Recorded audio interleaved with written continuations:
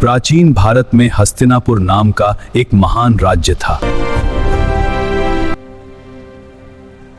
उस राज्य के राजा थे महान और न्यायप्रिय राजा शांतनु। प्रजा की सुख शांति ही मेरा धर्म है। एक दिन राजा शिकार के लिए वन की ओर निकले। महाराज, आगे गंगा नदी का तट है।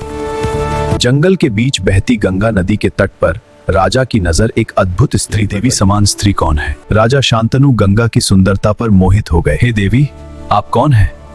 आपका रूप अलौकिक है। गंगा ने मधुर मुस्कान के साथ उत्तर दिया। राजन, मैं गंगा हूँ। यदि आप मुझसे विवाह करना चाहते हैं तो एक शर्त माननी होगी। राजा ने बिना सोचे तुरंत हामी भर दी। मैं आपकी हर शर्त स्वीकार करता हूँ।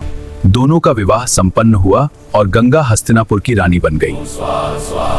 समय बीता और उनके घर एक पुत्र का जन्म हुआ। महाराज, पुत्र रत्न की प्राप्ति हुई है।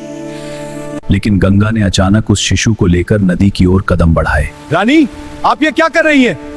राजा शांतनु असहाय होकर सब देखते रहे। मैंने वचन दिया है, मैं कुछ नहीं पूछ सकता। गंगा ने शिशु को धीरे से गंगा जल में प्रवाहित कर दिया। राजा का हृदय टूट गया, पर उन्होंने अपना वचन निभाया। कैसा भाग्य है। समय बीता और दूसरा पुत्र जन्मा। महाराज, फिर से पुत्र रत्न। और एक बार फिर गंगा शिशु को लेकर नदी की ओर चली। क्या यह फिर से होगा?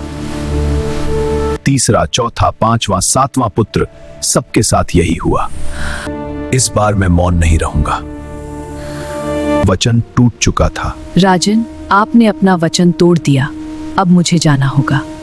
गंगा ने सत्य बताया। ये 8 वसु थे जिन्हें श्राप मिला। ये बालक जीवित रहेगा। ये महान योद्धा बनेगा। गंगा बालक को लेकर आकाश मार्ग से अदृश्य हो गई। वर्षों बीत गए। हस्तिनापुर का राजा अकेला रह गया। महाराज, आप उदास रहते हैं। उधर गंगा बालक को स्वर्गीय आश्रम में शिक्षित कर रही थी। देवव्रत बालक हर विद्या में निपुण हो गया। एक दिन गंगा उसे हस्तिनापुर ले आई। राजन, यह आपका पुत्र है। राजा की आंखों में खुशी के आंसू आ गए। पुत्र। देवव्रत को युवराज घोषित किया गया। आज से देवव्रत युवराज होंगे। समय शांति से बीतने लगा। प्रजा की रक्षा मेरा कर्तव्य है। लेकिन भाग्य में अभी एक और परीक्षा बाकी थी। हृदय में फिर वही खालीपन क्यों है? उसी समय उनकी नजर एक मछुआरे की सुंदर पुत्री पर पड़ी। यह कौन है? राजा शांतनु सत्यवती पर मोहित हो गए। यह कन्या अद्भुत है। राजा ने उसके पिता से विवाह का प्रस्ताव रखा। महाराज, मेरी एक शर्त है। शर्त ही सत्योकप्ति के अस्त्र राजा बनेगा। मेरी बेटी का पुत्र ही उत्तराधिकारी होगा। राजा धर्म संकट में पड़ गए क्योंकि युवराज तो देवव्रत थे। मैं अपने पुत्र का अधिकार कैसे छीन लूं? देवव्रत ने पिता की उदासी का कारण जान लिया। पिताश्री, आपको किस बात की चिंता है? देवव्रत स्वयं मछुआरे के पास पहुंचे। मैं हस्तिनापुर का युवराज देवव्रत हूँ। उन्होंने सिंहासन का त्याग करने की घोषणा की। मैं हस्तिनापुर के सिंहासन का त्याग करता हूँ। लेकिन मछुआरे ने कहा, यदि तुम्हारे पुत्र हुए तो तब क्या होगा युवराज? मैं आजीवन ब्रह्मचर्य का पालन करूंगा।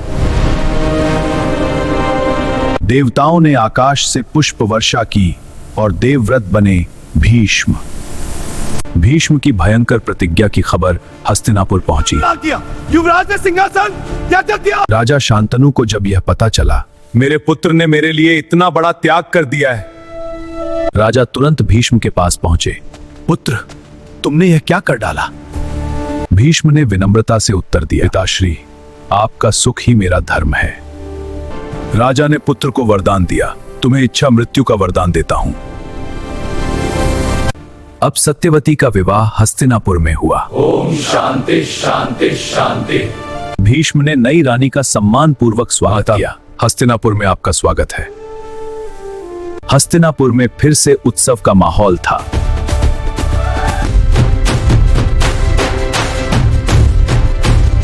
लेकिन भीष्म के त्याग ने इतिहास की दिशा बदल दी थी। धर्म की राह आसान नहीं होती। एक प्रतिज्ञा ने जन्म दिया और यहीं से शुरू हुई महाभारत की महान गाथा।